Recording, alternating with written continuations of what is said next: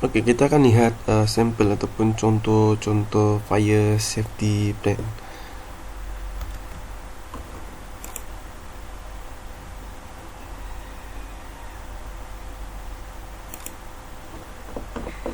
Okey, so ini sampel ataupun draft fire safety plan.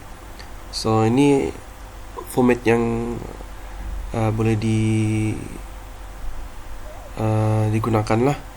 Okey, kena ada nama dan juga alamat syarikat, disediakan oleh siapa, kemudian disahkan oleh siapa, isi kandungan.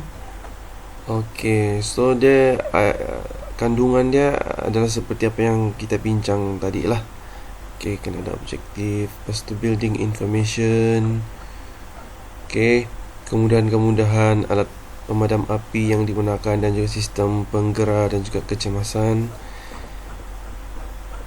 Okey, semua ni kena adalah di setiap tempat kerja ataupun di syarikat untuk sebagai persediaan lah in case of terjadinya kebakaran kan.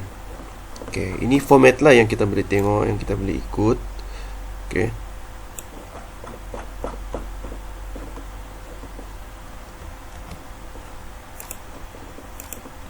Ini apa ni? Fire safety plan contoh syarikat ABC Manufacturing Limited. Okey. Dia menggunakan format yang kita tengok tadi tu. Dan dia apa yang dia buat, dia just isilah maklumat-maklumat yang diperlukan. Okey. Okey, lagi satu yang penting ni, ini emergency exit route. Okey, flow plans lah. So lagi bagus kalau dalam fire safety plan tu kita masukkan sekali flow plans. Okey. Itu plan bangunan, okey, untuk emergency exit route supaya masing-masing pekerja dan juga majikan pun tahulah di mana tempat untuk keluar, tempat untuk berkumpul sekiranya berlakunya kebakaran ataupun apa-apa jenis insiden yang lain. Okay.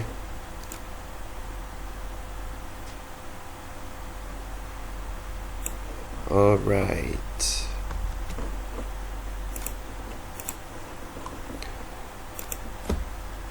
Okay, and then next kita akan lihat fire control method, macam mana kita mengawal kebakaran ataupun api ni.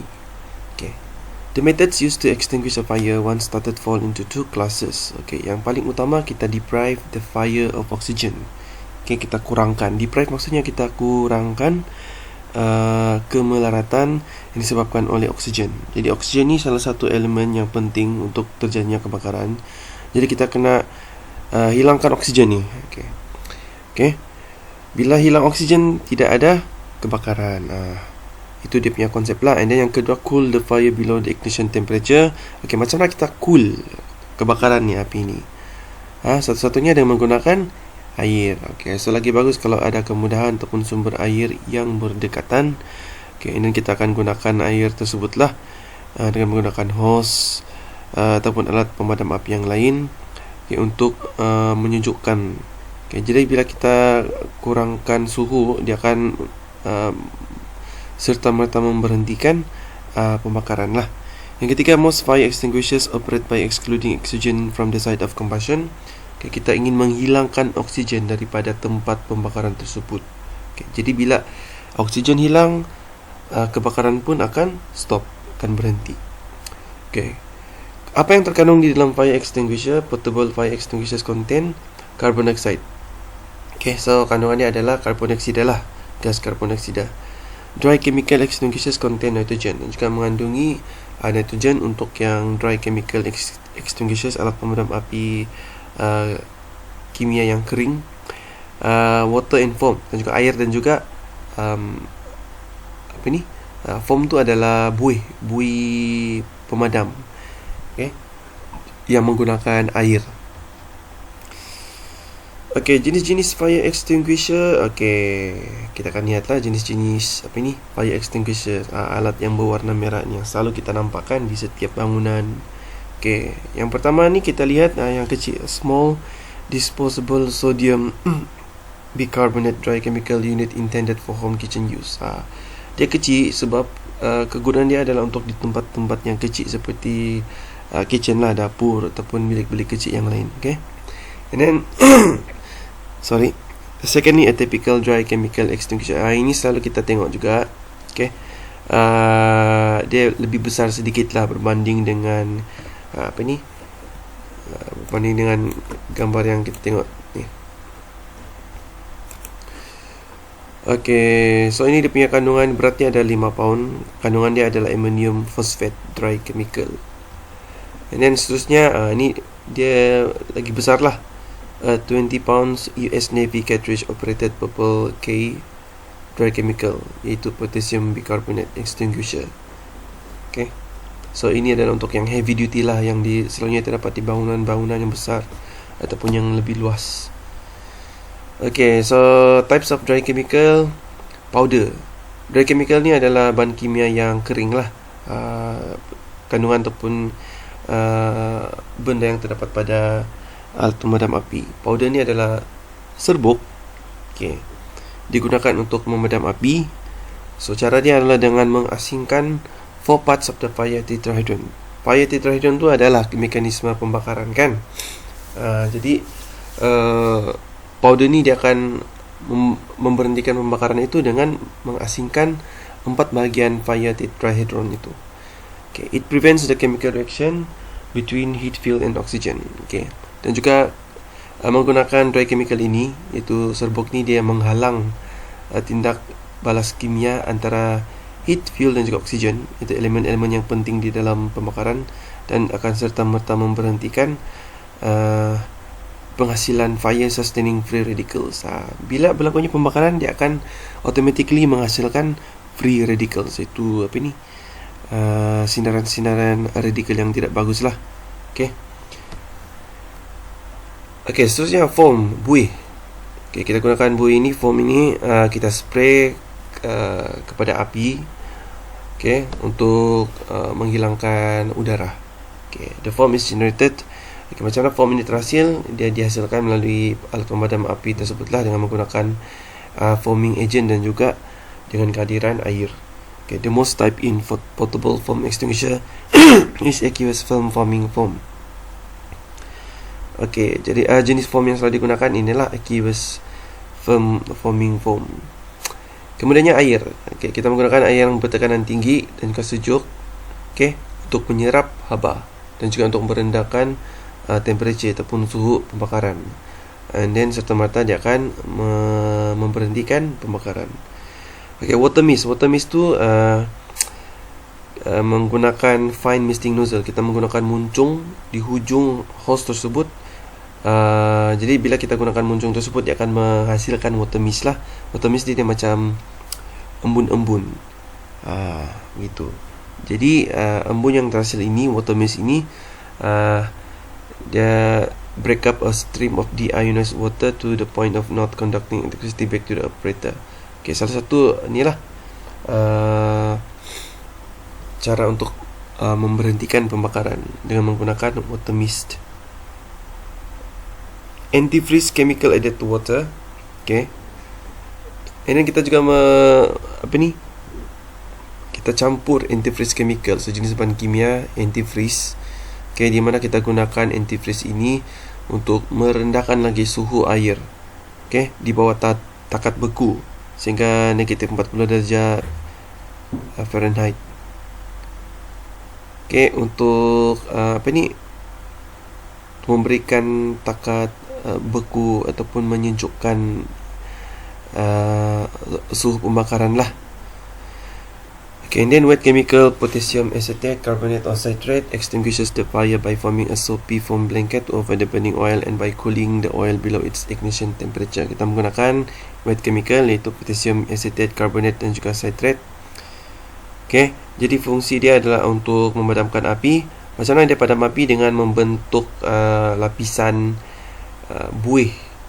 Okay, pembakaran yang disebabkan oleh minyak. Okay, carbon dioxide and clean agent. Such extinguishers spray a cloud of carbon dioxide particles which convert to gas and blanket the area, excluding oxygen. Other systems exclude oxygen, use nitrogen gas or freon. Carbon dioxide, a clean gaseous agent which displaces oxygen. Carbon dioxide ni bila digunakan, dia sebenarnya menggantikan oksigen lah. Jadi bila oksigen ni dia disingkirkan daripada pembakaran, pembakaran akan berhenti. And then the higher pressure cloud of gas can scatter burning materials. Seterusnya kita lihat cara macam mana untuk menggunakan fire extinguisher. Untuk yang ini kita akan menonton satu video.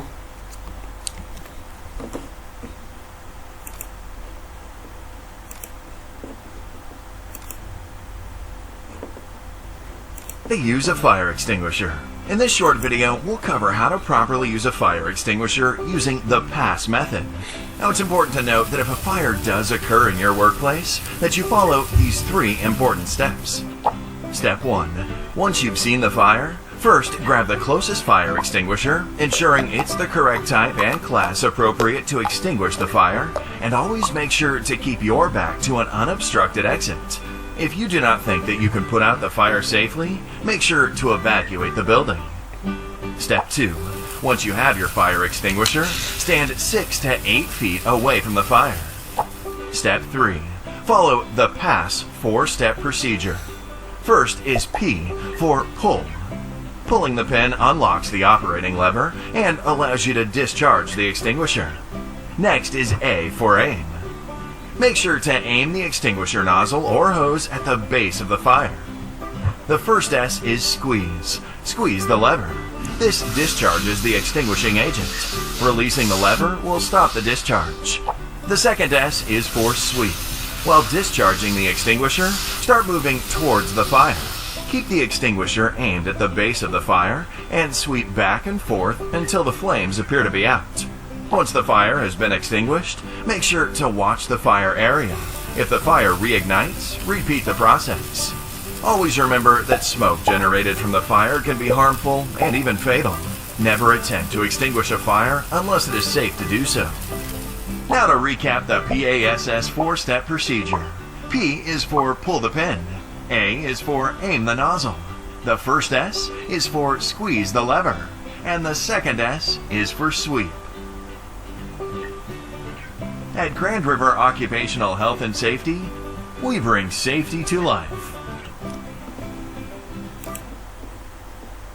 How to use a dry powder extinguisher. This is a dry powder. So apa yang kita lihat tadi itu adalah video tentang cara untuk menggunakan fire extinguisher. So kita belajar ada satu teknik untuk mengingat yang baguslah, itu PASS, P-A-S-S.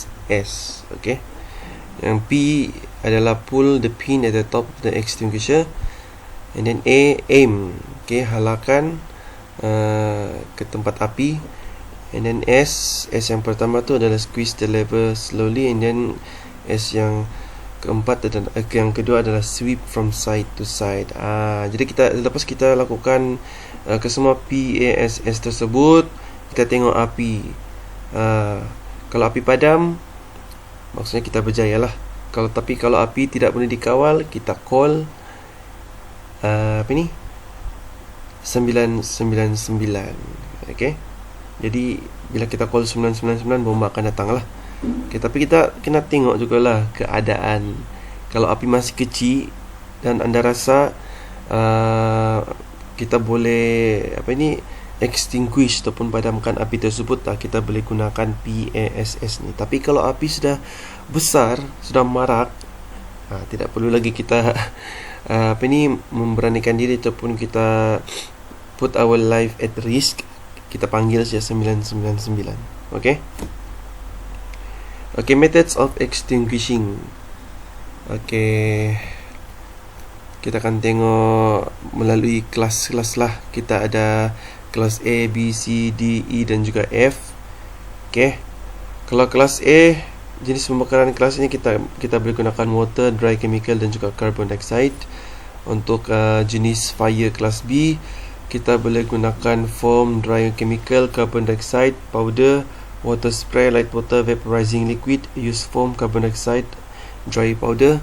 Untuk kelas C, boleh gunakan carbon dioxide, dry powder, carbon dioxide agent, ataupun foam ataupun dry powder in. Dan untuk kelas D, E, F, kalau kelas D kita gunakan heat absorbing medium that are reactive with the burning metal. Okay, ingat D adalah untuk metal ya, untuk besi lah. And then kalau E, kelas E kita gunakan dry chemical and carbon dioxide, dan juga kelas F wet chemical and carbon dioxide. Okay, fire protection method. Okay, sekarang kita lihat macam mana untuk prevent, menghalang, kaedah menghalang. Okay, so yang pertama kita kena sediakan fire appliances yang cukup lah. Fire appliances ni termasuk alat-alat kemudahan untuk memadamkan api. Okay, ini yang kedua tu, kita selepas kita sediakan alat kemudahan pemadam api yang cukup, kita kena memastikan kita menyediakan installation ataupun pemasangan yang betul lah. Okay, jadi bila kita pasang ataupun kita set alat ataupun kemudahan pemadam api ini, dia kenalah betul, appropriate dan juga senang untuk dicapai. Yang ketiga tu designing and installing. Bila kita mereka bangunan, terutamanya kepada para engineer lah, jurutera, mereka akan memastikan untuk rekaan dan juga pemasangan building ataupun bangunan itu dia boleh membantu ataupun menghalang daripada terjadinya kebakaran lah. Okay. Dan juga yang keempat, designing and providing adequate and safe escape routes. Ini yang paling penting lah. Yang keempat ni, di dalam mereka bangunan tersebut ataupun kita membina bangunan, kita kena ada escape route. Escape route ni adalah pintu keluar dan juga masuk sekiranya berlakunya kecemasan. Okey, jadi kalau berlakunya kebakaran, kita boleh keluar melalui laluan keluar yang satu. Okey. Yang kelima, selecting materials. Pemilihan materials untuk tujuan pembinaan juga penting jugalah. Okey, kita gunakan bahan-bahan yang tidak tidak mudah terbakar dan sebagainya. Yang keenam, subdividing buildings into compartments. Okey, kita membagi-bagikan bangunan besar kepada bahagian-bahagian yang lebih kecil lah. Okey. Yang ketujuh, designing and constructing the exterior of a building. Ini pemilihan material untuk di luar bangunan tu pun penting jugalah. So kita menggunakan bahan yang tidak mudah terbakar, bahan yang kalis api dan sebagainya lah. Okay, and then fire prevention program. Kita lihat kalau smoking, macam mana kita hentikan smoking. Okay, kita buat signboard besar-besar, prohibit smoking in all area. Okay. And then kalau equipment dari segi peralatan, okay, equipment should be selected to fit the need of job. Okay, apa-apa jenis peralatan pun, okay, especially peralatan yang mudah terbakar ataupun inilah yang boleh menyebabkan dia terpintas, itu kita kena kaji penggunaan dia dan juga kita kena sertakan sekali lah dia punya ciri-ciri keselamatan dengan cara untuk mengendalikan mesin ataupun peralatan tersebut. Okay, documentation tu dari segi penyediaan SOP. Okay, and then housekeeping tu membersihkan bangunan ataupun di mana-mana saja. Okay, jadi pentingnya kenapa kita perlu buat cleaning ataupun housekeeping ni. Okay, jadi cleaner ni dia boleh membantu untuk mengurangkan pengumpulan sisa sampah lah. Jadi sampah ni kalau dia berkumpul terlalu banyak, jadi bila ada kebakaran kecil saja, dia akan bila terkena dengan sisa-sisa sampah yang terdapat di sesuatu tempat tu, dia akan menyebabkan bangunan tu dia akan melarat lah. Okay, apatah lagi bila sisa sampah tersebut mengandungi bahan-bahan yang mudah terbakar. Okay, so ini penting. And then yang seterusnya, chemical flammable liquid, cecair kimia yang mudah terbakar. Okay, so sebaik-baiknya kita gunakan kita sediakan SOP lah. Okay, panduan untuk menggunakan benda-benda ataupun bahan-bahan ini. Okay, dan juga jangan menggunakan sesuka hatilah. And then seterusnya structural design and fire extinguisher. Ini tadi kita sudah bincang tadi, dari segi ciptaan struktur bangunan dan juga inilah penyediaan alat pemadam api. Okay. And then source of ignition, sumber pembakaran. Okay. Jadi sekiranya di sesuatu bangunan ataupun satu tempat tu mempunyai sumber pembakaran, okay, contoh mesin ke enjin ataupun apa-apa benda yang boleh mudah terbakar, okay, kita kena sediakan ni lah proper lubrication and maintenance for friction of machine. Ini untuk khasnya untuk mesin yang jentera-jentera yang terdapat di kilang ataupun mana-mana lah, okay, yang mudah berkarat. Jadi sediakan alat pendencir. Jadi bila kita melakukan penyelenggaraan, kita lubricate dia. Lubricate maksudnya kita letakkan minyak pelincir, jadi kurang karat, tidak ada karat. Jadi karat ni jadi mesin ni bila selalu berkarat, dia akan menghasilkan geseran, lalu dia akan menyebabkan pembakaran berlaku. Okay, jadi kalau mesinnya mudah panas pun kita kena sejukkan juga dan menjalankan pemantauan lah from time to time.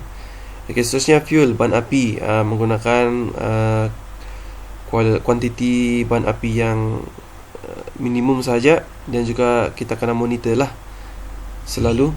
Okay, fire prevention equipment.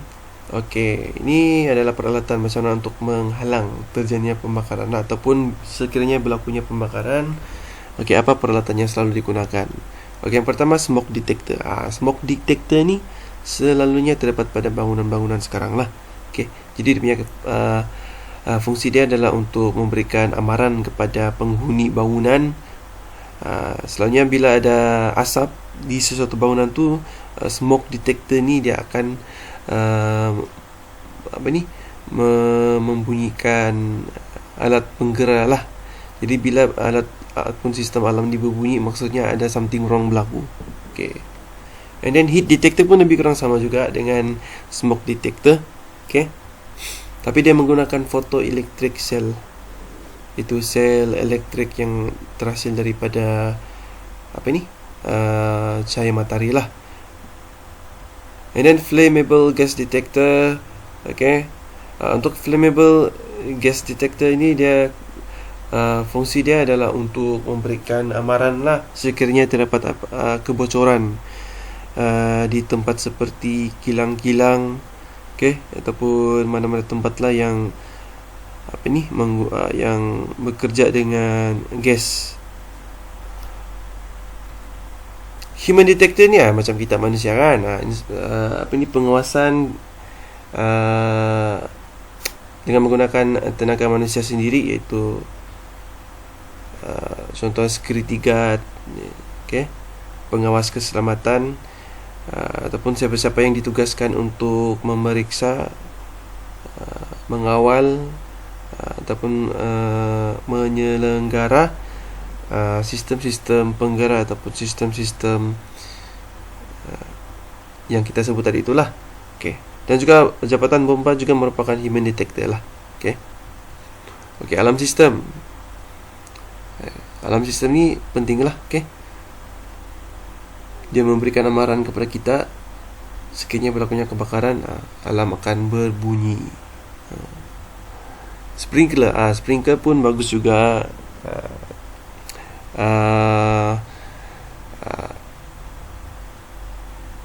Ada juga bangunan yang ada kemudahan sprinkler. Sprinkler ni dia macam di dekat nursery ni kan, di mana dia sekiranya bila ada kebakaran berlaku, selain alarm berbunyi, bangunan tersebut dia ada satu kemudahan di mana secara automatiknya sprinkler ni dia akan mengeluarkan air untuk memadamkan api yang terjadi di dalam bangunan tersebut.